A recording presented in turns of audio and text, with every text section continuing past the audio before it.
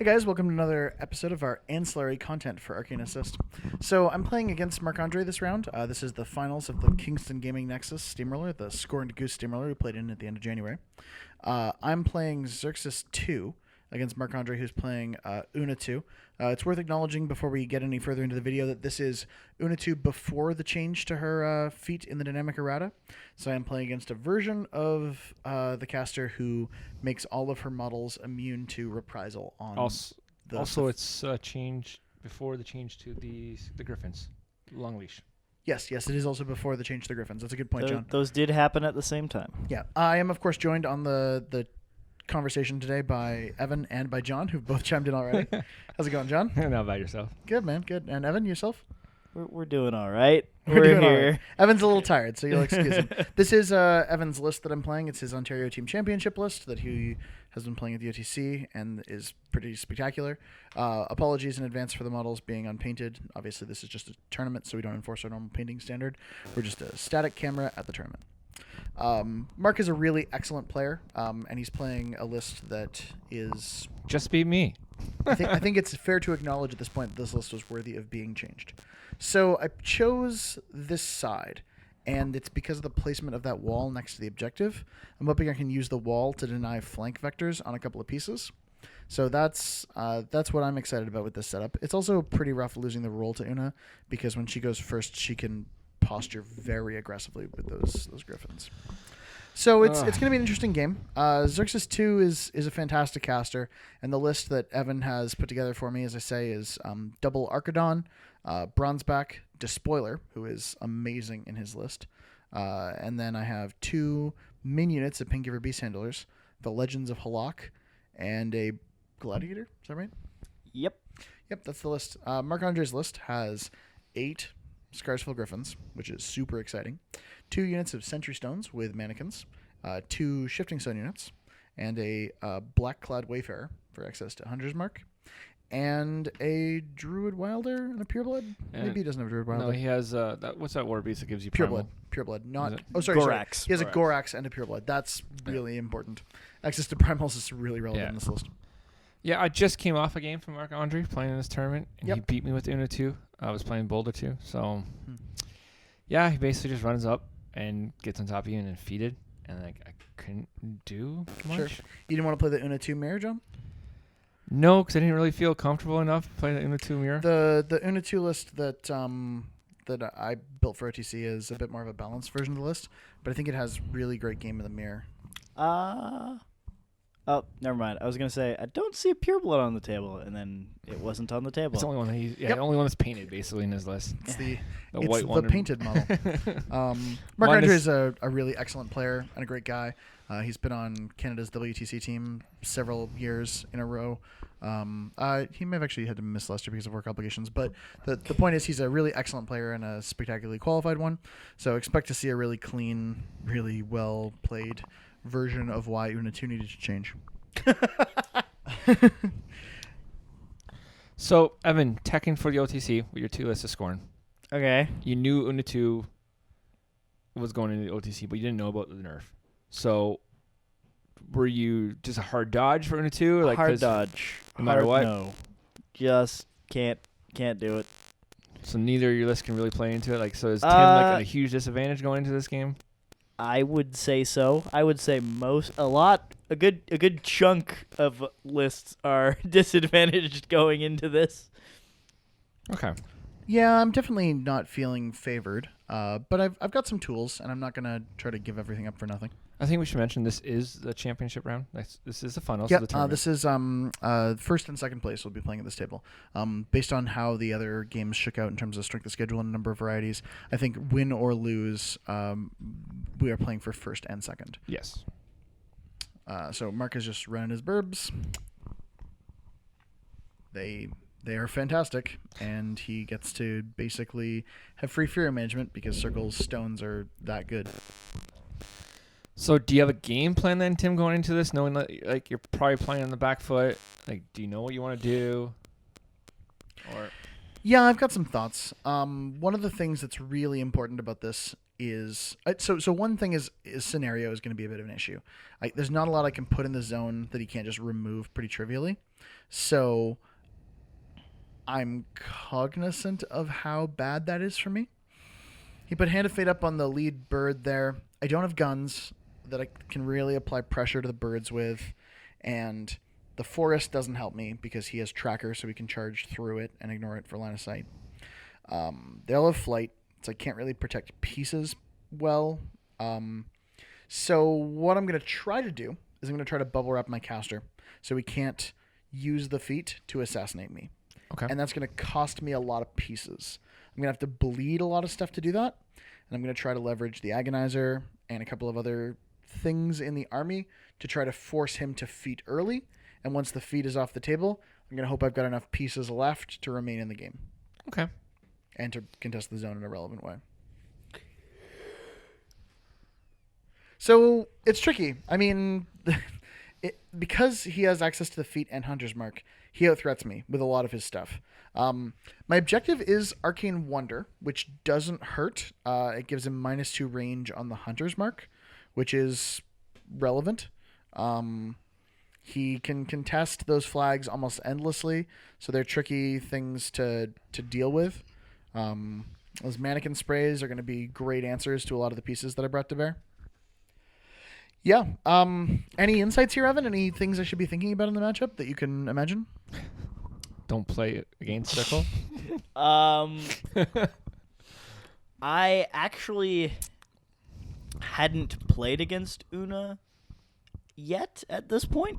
I was Okay. lucky enough to avoid it completely.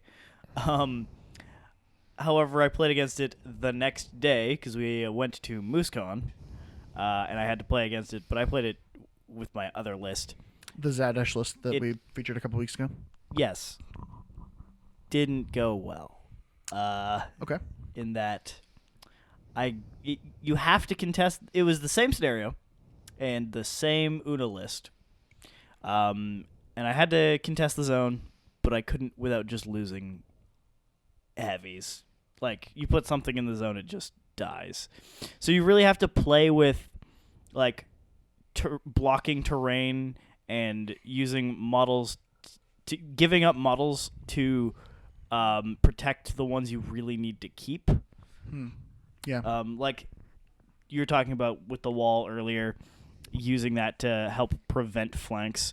Here you're just kind of bubble wrapping Xerxis with the objective and the bronze back, and the wall's also helping that. You're going to fill in the gaps so that you don't just die to flanks here. Mm-hmm. Yeah, that's my hope. The bronze back is definitely going to die.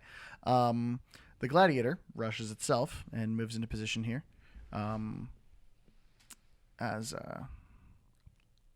He double checks, make sure. Yeah, we're just making sure we're playing clean here. As Mark is quite reasonably pointing out, the Gladiator. Sorry, we point out, which Mark hadn't thought about, that the Gladiator with Xerxis actually has +2 speed, which is his field marshal. So he's got lots of room to get there. And what I just did there, the proxy base you didn't see, is I put a medium proxy base between the bronze back and the Gladiator, and then I towed the Gladiator just up so that the medium base wouldn't fit there. So they're as far apart as they possibly can be while not leaving room for a Griffin to land and provide flank on Xerxis, which I thought was pretty techie. I mean, that's what I'm doing. The Archidon is doing the same thing, fanning out just a little bit wider, just trying to protect my caster from access to those flanks. He's not going to charge and kill Xerxis, but what he might do is just stick a bunch of Griffins around Xerxis. And I need him to, well, not even, I mean, yeah, that's a possibility. But what I'm trying to deny him doing is just feeding, running all the Griffins, and just completely surrounding Xerxis and being like, you'll never do anything now, and I'm going to kill you next turn. Because he can still just kill me next turn. So I'm trying to say, you have to kill my army. Unfortunately, he can do that. So the legends run into position around the flag.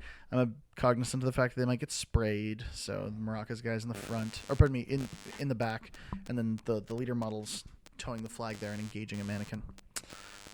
Mark cleverly decides to write Arcane Wonder on my objective so he doesn't forget it when he goes to Hunter's Mark.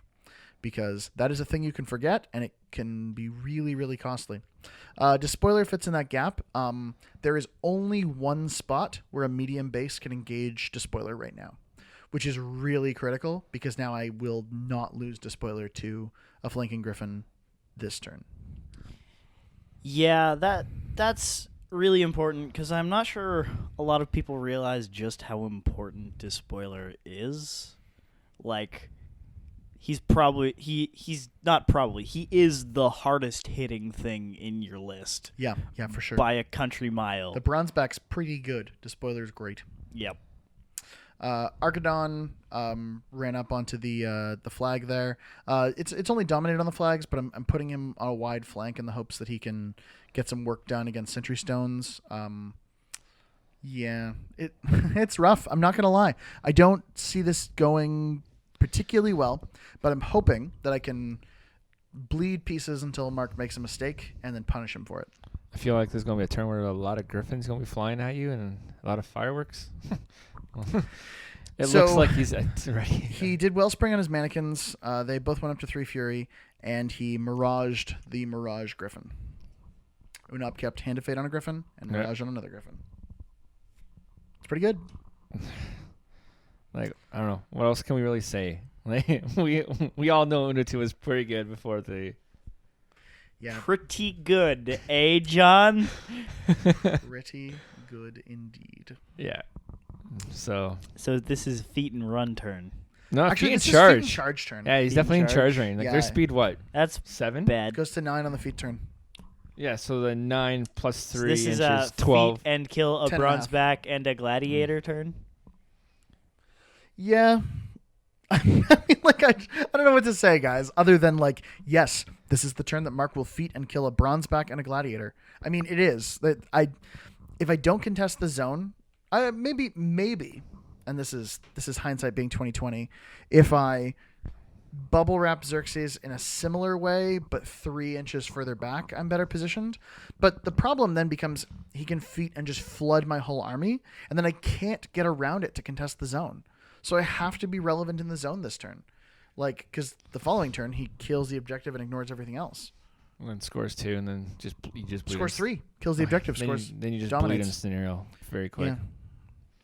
It's an issue. I mean, Mark went first, so at least this turn he's clearing the zone, jamming me out. I have to then contest the zone next turn so he doesn't score on my turn, and then he has to clear it again. So I guess, like, it becomes, do you have enough tank in the gas to clear the zone twice? And flank helps. It sure helps a lot. Spoiler alert, when you can't lose models, the answer is yes. Yeah, I mean, the only thing you lose is the things you primaled, I guess. Because they lose a turn. There's a reason this doesn't exist anymore. It was tilting. Yeah. Even playing Una2. I played Una2 this weekend. I played her twice, played Boulder twice. I won both games Una2. Had no idea what I was doing. I was just told to run Griffins on my feet turn and surround caster. Both games I ran Griffins on my feet turn and surround caster, and both games. And then people died. Then they actually just conceded. They just said, that's it. Shake hands. That's And to me, that's not even fun. Like, I didn't even enjoy playing Una2. I enjoyed playing Boulder 2. I found like he was a lot of fun, and especially Tim's list that you'll see at the OTC has a lot to it. Has a lot more to it. Even though it has fewer models, has a lot more to it going. it's fewer griffins. It has 0 Griffins. It's Boulder 2. It's 4. No, it's Boulder 2, buddy. Oh, He's talking sorry. I about the thought, Boulder sorry, list. I thought Has you a were lot. talking about the Una list. Nah. Yes. You probably won't the see the Boulder- Una list. Like, Without getting too much into how great Tim's pairing is, blah, blah, blah. We got a couple of mannequin sprays here. He kills 2 members of the Legend of the Hawk unit, ignores Maraka's guy. Maraka's bad. guy is the guy who has crit smite, so I'm actually pretty... Combo smite. Sorry, combo smite, which is actually better than crit smite. So I'm pretty down with him being still alive. Like, he's the one that, I guess, quote, matters. So I positioned them knowing I was going to... This is a game where I'm like, look at how clever I was, only losing 2/3 of my army. I saved the third that matters. Like, that's... that's not impressive. Like, don't give me any credit for that. I did save the third that matters. I did make sure that the things that after I lost 2/3 of an army that were left were the best things. But that's not enough. Yeah. So I'm assuming he feeded and he's charging right now. Yep, he feeded and he's charging. And hand-to-fated attack rolls do enormous piles of garbage damage. Even without... Sorry, he's not even hand-to-fated This on is that the one. first one. He doesn't have flank on this first one. Yep, no flank on this one. Blackclad advances to within range to Hunter's Mark. Rolled 12. Despoiler. Hits Despoiler with a Hunter's Mark. He had to walk to within 8 of Despoiler to get the Hunter's Mark off. But this might have been a mistake. I'm not 100% sure. Because I don't know if Mark realized he could only get 1 medium base in on that Despoiler. So after Hunter's Marking it, he kind of regrets that choice. So maybe this is the mistake that gives me the opportunity to win the game. On his feet turn? Yeah, I mean... it's tough. Yeah, it's really tough. If after this I'd be like, okay, I lost a ton of stuff to an alpha. Now in reprisal, I'm going to kill. But again, this is pre-dynamic update Una. She is Saren from Mark II. Flank charge, POW. POW what? That particular Griffin is hand-fated and primaled. And you just roll a 6-5-5-4? Yep. So it does bucket loads of damage. It's got 3 functionally Weapon Master initials because of flank. Their POW, because of primal, 14, 13, 13. But it's under the Agonizer aura because the Agonizer is base to base with Xerxis. And I'm tucking just in there. So it goes down to 12, 11, 11. But it's a lot of Weapon Master attacks, and they're all hand-fated. So they do pretty solid damage the best rolls too, versions of its damage. He's rolling hard 6s and Thing is, hand-to-fate enables that. Yeah, I know. Like, just dropping the lowest attack is very, very powerful. Yeah. It's unlikely he's going to miss the bronze back here because he needs to roll trip ones to do that. So that Griffin is getting great work in. And then the next one comes in to also do great work on the bronze back. He is forced to pay to charge, so he only gets 5 Weapon Master attacks on him. Whoa. Yeah. Yeah. It's tough. Doing my best to mitigate this, it's still bad. It's tricky. It's a cagey matchup. I wish I could say that I felt like Xerxis was the solution to pre-nerf Una, but he's definitely not. And I'm not sure. There's options in Scorn for it. Morgul might be one that could be kind of compelling, especially post-nerf. But I certainly don't think it's Xerxis. So having activated 3 Griffins and put Primal on one of them, he has now killed the Bronzeback under Agonizer. Obviously, he feeded to do that, but it happened. What about those 3 Griffins are safe, minus the one that's going to Primal? Yep. So, should we talk about post-nerf, Una? And how Evan's list will play into it? Yeah, I mean... Much better. Much better. Maybe not, And post changes, does Una's list change pretty substantially? Probably, right? I think maybe she skews a little less in the exclusively Scarsfell direction and plays some things that really... A little more purebloods? I think 1 pureblood is probably fine, but I think it's probably necessary. Maybe she plays with blood trackers to get hand-to-fated blood trackers seem pretty compelling. Could be Wolf Riders. I've seen people play those. My version of the list has a battle engine in it, which I think is also pretty compelling with hand-to-fate, and an Argus Moonhound to give bark the target. But, I mean, this is... Hold on. Did you say bark the target? I sure did. Yeah, man. Okay. Nope. Continue. +2 to hit from range attacks, isn't it? Yeah, no, it's a very good ability. It's awesome. No, Bark that's the not. That wasn't the part I was. No. All right, so dog jokes aside, he's now charging the Gladiator. With flank. This one has flank. Sorry, this is actually the Hand of Fate Griffin. The one that killed the Bronzeback did not have Hand of Fate. Oh goodness! Why would you need that? Didn't he rotate it? I thought he can't activated rotate. No, I think he just feeded, right? Anyway, either way, Griffin's murder heavies. That's not a surprise to anyone who's played against Una before. Yeah, 4 Griffins that killed 2 heavies. That's basically what just happened. And 1 didn't have flank when he charged in. No, he's got.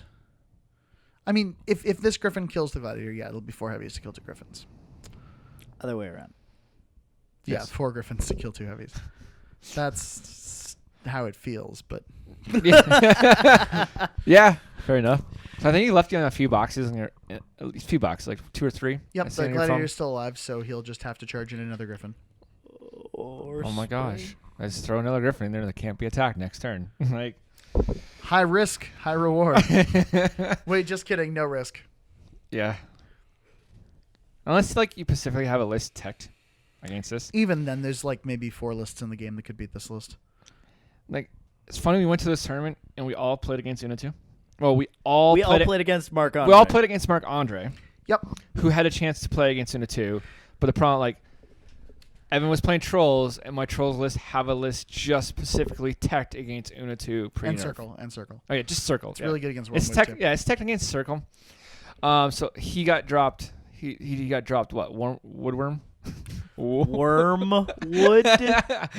And basically, yeah. So you didn't play against Una2, but you played against Marc Andre. Yes. I played Grim 2 into Wormwood, and Super good for you. I still lost because I'm bad at this game. And again, it's your first game with continuing Trolls in years. on. Yeah, not to digress too much. Marc Andre has 2 griffins on the flank here who attack the Archidon and cripples the Archidon, like does a ton of damage to it, really messes it up, and decides let's just go whole ham. Let's buy a couple of attacks and let's finish that Archidon. And yeah, just murders, leaves an Archidon in 4 boxes. Seems good. Look, a mannequin will charge. That should be enough. Oh no, let's send 2. Just in case. Just in case. And one was. Man. I mean, Mark's an excellent player. Don't let this seem like I'm disparaging him. He is really knows his way around it. And unsurprisingly, when an extremely powerful list is available, he plays it and does extremely well with it.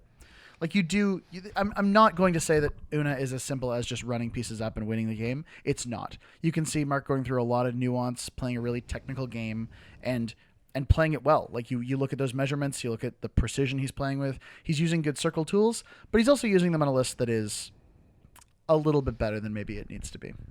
And I think we can say that in a post-dynamic update environment without just being whiny, because I think the criticism has been fully realized. He activates the Mirage Griffin, the last one who got into position.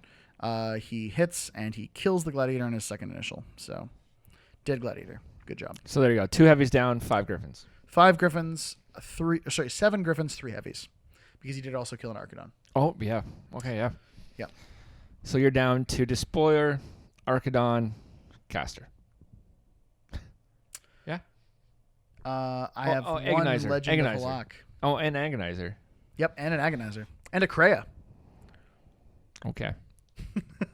It's not good, people. All right, so cards on the table here. It's bad. Like there's problems here, and I'm not totally sure how to salvage this. As you can see, the video doesn't just end in a moment, so it's going to be interesting to see what I do. So, Tim, I got a problem here. Obviously, like I've got some stuff that I have to figure out. I'm down to Despoiler, Xerxis, and again, if the situation right here was I'm down to just these pieces and I get to make a bunch of melee attacks against Griffins, maybe I could claw back. But in the circumstance that we're in right now, I don't get to do that. And as a result, I have to figure out a new plan. And I take a few minutes to think and to talk about it. I ask Mark some questions about which of the Griffins are primaled, what are their possible frenzy targets, what's going to attack where, that kind of thing, in an effort to maybe get some more information about what kind of tools I have available to me. We confirm that the mannequin is in range of the Sentry Stone, so he's an in-formation model who does contest that flag, because I'm thinking about, and maybe this is crazy, I'm thinking about just trying to dominate that flag, be a little bit of scenario pressure on, try to be involved in the game. I combo smite, slam a twig person into another twig person, kills outright the one guy, and then rolls enough damage to kill the other guy with the power equal to strength collateral. So I've cleared the flag. So now can Xerxis get there? We just measured that a moment ago. So now if Xerxis is on that flag, how much game do I still have? Like, am I positioned to maybe still get relevant work done? Beast handlers are running.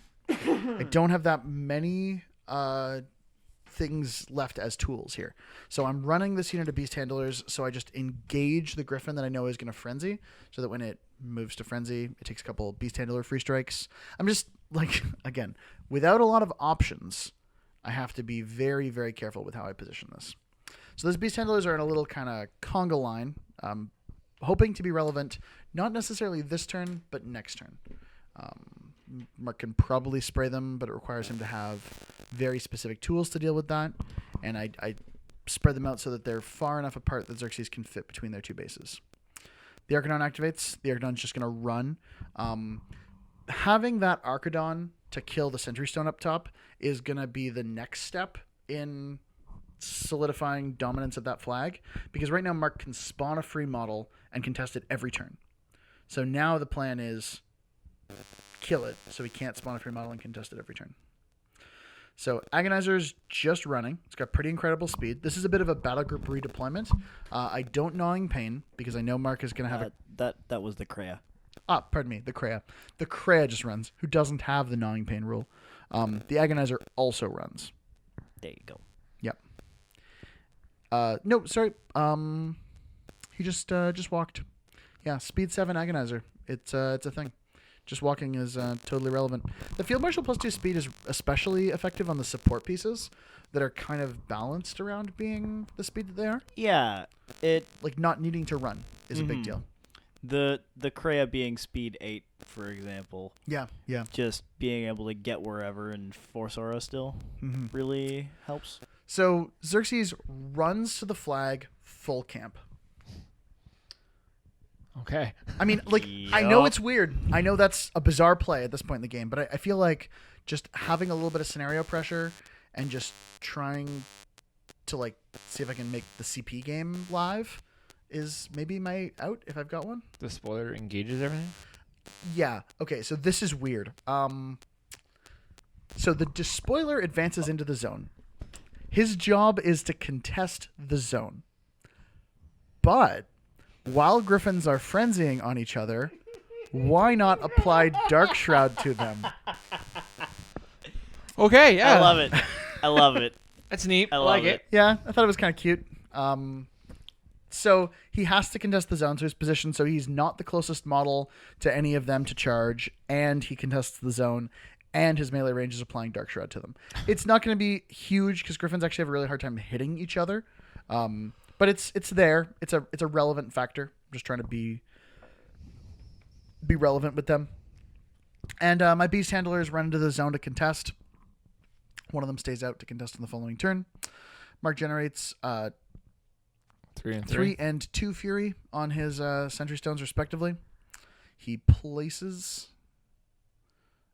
He's just at this point checking to see what my threat ranges are like. Like, make sure he doesn't put himself into a position to be charged by Xerxis next turn or something like that. You can at least play a game now. Her feet's down. I'm pretty far down to play a game right now, John. I'm not gonna lie. It's a 25-point game versus a 75-point game right now. Yep.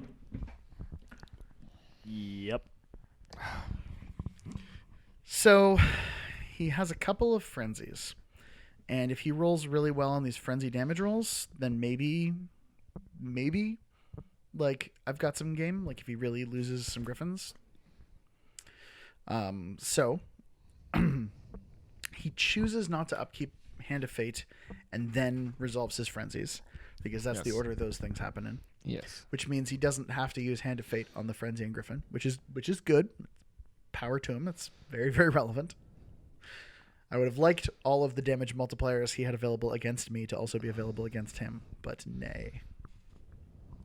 I don't know, Evan. You've played this list. You know the shit out of it. What am I making it a game, or am I deluding myself?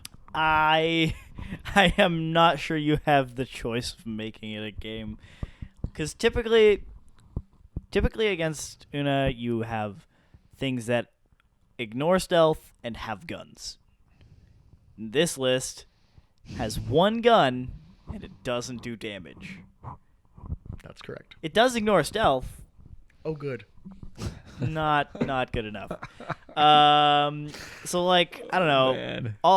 The only thing I could have thought of was maybe trying to stranglehold, needing 10s to hit. Yeah, I mean, I can't get that flag because I'm at 1 point right now. I mean, Yep. Woo! I know. So he has a couple of frenzies, and we point out the Dark Shroud. Yep. He doesn't do much damage to a Griffin, but he's Dice +1. So He does 8. I think he 8 takes to out 3 the Spirit in the Griffin. out of Griffin 1. And I get a free strike on him with a Beast Handler when he does that, but it doesn't hit. Which is unsurprising. I mean, with a backstrike bonus, they need 8s. But, I mean, I've just got to put every attack in position to take it. That's all. And I've now got a little string of Beast Handlers. But at this point, if he wants to have Griffins charge Xerxis, he has to take a bunch of Beast Handler free strikes. Which is good, because they don't need to do damage. They just need to Add Fury. add Fury. They still need to roll 8s, but adding Fury helps.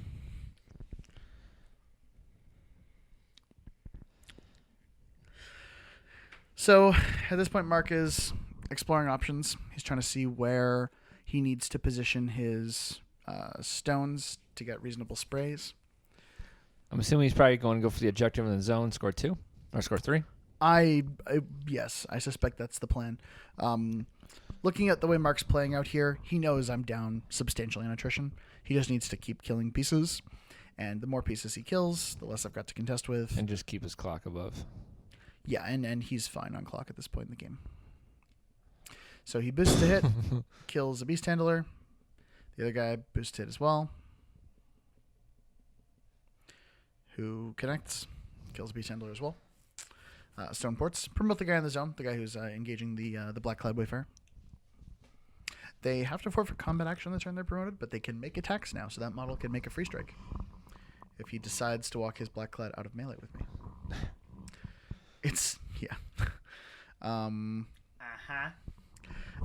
I mean, I don't want to imply that I do well in every game that is played or that every matchup is particularly favorable. So I think it's perfectly reasonable that on our channel occasionally we showcase just, watching Tim be brutally destroyed by a much... I mean, I think Mark is a better player than me. I don't know if he's, twice as good as me where I don't even have a game. I've won games against him before, and I feel like we often have really pleasant games that teach me a lot. But I don't feel favored in this matchup, and I feel like I could win an unfavorable matchup, or I could beat a better player, but I probably can't do both. So he takes a spray with the Black Cloud, kill the Beast Handler that engaged him. It's a good spray. He also happens to hit one of his Griffins and put a couple points into it. He rolls well on the hit, low on the damage. It's those dice. Yeah, no, I mean... So he's now going to try to... Kill the spoiler? Kill the objective. Is it Puts the objective? a couple of points in with the non-flanking Griffin. No, he's oh, rolling sorry, location. So he's Yep. attacking your only war beast. Oh, your only relative war beast that matters? That Archidon can get work done. Oh, hey, you have another Archidon. He's hiding up in the building. He blends in. He does. Stealth suit Archidon. Stealth suit Archidon. He is now painted. Yeah. So he Wow. does pretty well with the damage on that Griffin there. They're going to kill the Despoiler. It's just a matter of time. So he sends another one And into how the many? Despoiler. Yeah. Yeah. I mean, it is helpful to me that it's taking in multiple Griffins to kill the Despoiler, because the Despoiler is not a piece I want to lose for nothing. But it's costing me only a few turns. He's bought me time, but nothing else. So I suspect at this point Mark is probably going to destroy the objective. The question is with what? He has his choice of options. It's just a rough game altogether. Just if you don't have a list tactic answer before the nerf, it was. Yeah. So he uses the stones to port the Gorax, places the Gorax. Gorax casts Primal on the Griffin, and then the Griffin Charges there. walks over to the objective. Oh, yeah. Doesn't need to charge. No. Is turned such that it can see basically the mannequins over on this side of the board, so he doesn't end up in a situation where he loses another beast to Primal. So when he frenzies. Yeah. That's pretty. See, like, even though like it's a heavy one-sided game here, you're Yeah. seeing a lot of nice little techniques Mark is showing you on this. Yep, Like yeah. it's really cute what he's doing. As I say, he's a really strong player. So if you watch his play, you can see a lot of the things he's doing that are just quite deliberate. Like port the Gorax within 6 inches of The die roll you saw from me a second ago was the Plasma Nimbus on the objective that did a point, I think, maybe 2 points to that Griffin. It's only a POW 8, but that's only dice minus 5. And knowing that he was encountering that again, Mark boosted damage on his second attack roll to try to avoid it, which he did by destroying the objective. Because if that Plasma Nimbus gets lucky and knocks out an aspect, that Griffin is much less likely to destroy that objective. So Mark has now cleared the zone, and at the end of this turn, we'll go to 3 points by just advancing Una. We pre-measured this a few minutes ago. She just walks around and gets to that spot. His stone. second unit of stones. Sorry, this is the second unit of stones. Yeah, he has 2 units of stones. Because he has the stones in the back who ported Yep. the Gorax. This unit of stones is just porting. Stones are amazing for your management of this list. I mean, the fact that this Griffin can now run basically for free because Serenity from the stones is going to remove a focus from it, or a fury from it, should I say. And the Gorax who moved up, he's only going to have 1 fury because of the displacement of that stone. Pure Blood, again, basically advances over to here for free. So now on your turn, you need to contest the zone with something that's going to stay in the zone, And clear my flag. and you'll just go to 2. And then on his turn, he just kills whatever's in the zone and goes to 5. Indeed, that is the problem here. Oh, man. So he's spraying beast handlers. He gets hits on both beast handlers, and he does roll enough damage to kill both of them, which I think is double ones will kill. Okay, so this is bad. I passed some threshold tests, which means I've got an Archidon on 1, a Kreia on 1, an Agonizer on 0, Xerxis on 5. Maybe I'd be smarter to camp 4 here so that Archidon could be on 0 right now. I'd positioned beast handlers to be able to whip that fury off, but Mark managed to kill both of them with a spray. So it's not good. I can put a couple of pieces into the zone to contest. Xerxis can kill something, sprint back to the flag, go to my second control point. Maybe if I can have the Archidon kill the objective, I can have the Sentry Stone itself killed by the last Legend of Halak. He ends up being a POW 14, which is dice minus 4, which means he needs to roll a Weapon Master 12 to kill it, and that removes the contesting mannequin. I mean, that's pretty good. That's kind of what I got here. That would take me, if Xerxis can kill a Griffin and then sprint back to the flag, that would take me to 3 points as well. And then I need to make sure that the stuff I put into Mark's zone is durable enough to contest, and that puts me in a position to get to 4 points. I'm not saying it's good, but that puts an Archidon in the zone to contest, and a couple of other pieces. I mean, a presumably Primal Pureblood will kill an Archidon. And then maybe what else I have can do some work. Doesn't Una2 also have, like, Thunderbolt on her guns? She does have Thunderbolt on her guns, which Man, is just rough. another tech she has to clear Just zones. more tools. Yeah. So Xerxis is going to impact attack. He gets some work done out of the impacts, and he's going to... Just kill what he can. Yeah. I mean, the charge attacks on the Griffins here are pretty impactful. He has basically 3 melee initials. So my charge does a lot of work. I think I almost kill a Griffin with a charge. Then I buy some attacks. Is this your feat turn? This is my feat. I did feat, which is why you see the extra dice being rolled. It's drop whatever you want for the extra die. He manages to kill 2 Griffins, so don't say Xerxis ain't doing nothing in melee. Mat 8 is really relevant. I need 7s to hit, and the feat virtually guarantees 7s. I boost damage against that Griffin. I do quite a bit to it. And I finish that last Griffin. So kill 3 Griffins and then sprint back. I debate a Stranglehold here. So I end up casting Stranglehold on the Gorax, hitting, and then Okay. I don't need to boost damage here because I've got the feet up, and I do enough to put a Stranglehold onto now the he Gorax. can't at least kill your Archidon that you put in the zone because he has a forfeit movement or action. I mean, he's still got a Pure Blood Okay. that can probably do that. But my control area is unlimited, and I've killed 3 Griffins. One of them's primaling. So, I mean, options are reduced. They're not. I can't say he doesn't have options here, but I've limited them somewhat. Oh, he took 3 griffins off the table. Like, It would have been nice a couple turns ago. for sure. So the Agonizer runs, gets into the zone, cries gnawing pain.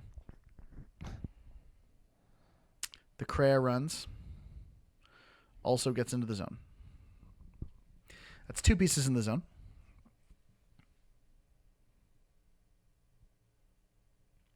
Yeah, Mark points out that there's a possibility that I took that I'm the closest model for the frenzy target now.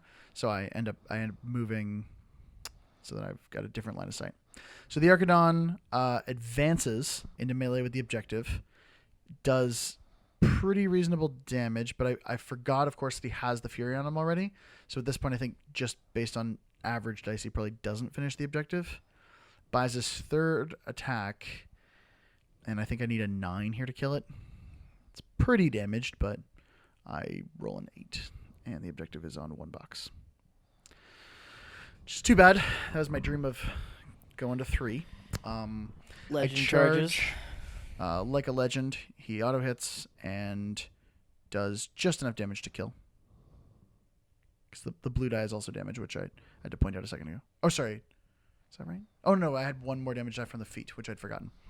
Because he's a weapon master. Yes. And with the combo, he does kill it and clear it. So, what do you guys think? You're on 2. He's on 3. He has to kill Agonizer, Kreia, and the Archidon. Yeah. So he has 2 guns. He'll push them both out. 1 inch pushes them both out because he just got in the zone with most things, right? Mm-hmm. So I feel like if you had just 1 more model, it'd be in a good spot. Yeah. But like being down 1, just having him have a heavy and 3 birds that can do things. 2 birds because 1 just killed another with primal. Yeah. So the bird charged the black cloud and killed it with primal. So he's down to 3 birds. No, 3 active birds. Yeah, three activatable birds. Yeah. Which could probably kill Archidon. And then the Mirage bird advanced out of melee with the Kreia. Yeah, so if you had 1 more piece in the zone, I think it would have been a little different because that Stranglehold's pretty huge right now because you can't. The Gorax can't do anything. Yeah. I wouldn't say he can't do put anything. primal, right? Well, that's it. Yeah, you can put primal on the. He's in the stones, so he could get teleported and then attack something. Teleport says you have to forfeit movement and. Oh, okay. Nope. Yeah, that's so, fair. No, you can. Yeah, you're right. Yeah. Never mind. So, the Gorax just casts primal and walks out of the way. Una moves. She moves up. I think it's possible actually she got ported, but not super important. She gets up the table in a way that she has the option of doing. We're just checking a couple of vectors, and now she's going to boost to hit her Thunderbolt gun at the Kreia. We'll start there. So boosting to hit, she connects. She pushes him 1 inch, which I believe is enough to get him out of the zone. Yeah, because he. No, sorry, it's not quite. The angle that she was at, he didn't. He got into the zone, but at a slightly higher vector. So Mark buys a second shot, boost to hit, crit knockdown, and this time he pushes me another inch, and that's lots to get out of the zone. Buys his 3rd shot with Una. Takes a Thunderbolt shot at the Agonizer, which he boosts to hit, and pushes the Agonizer 2 inches out of the zone. So now it's, can a primaled pureblood kill an Archidon? And I think the answer here will be unsurprising. Oh, it got Hand of Fate, too.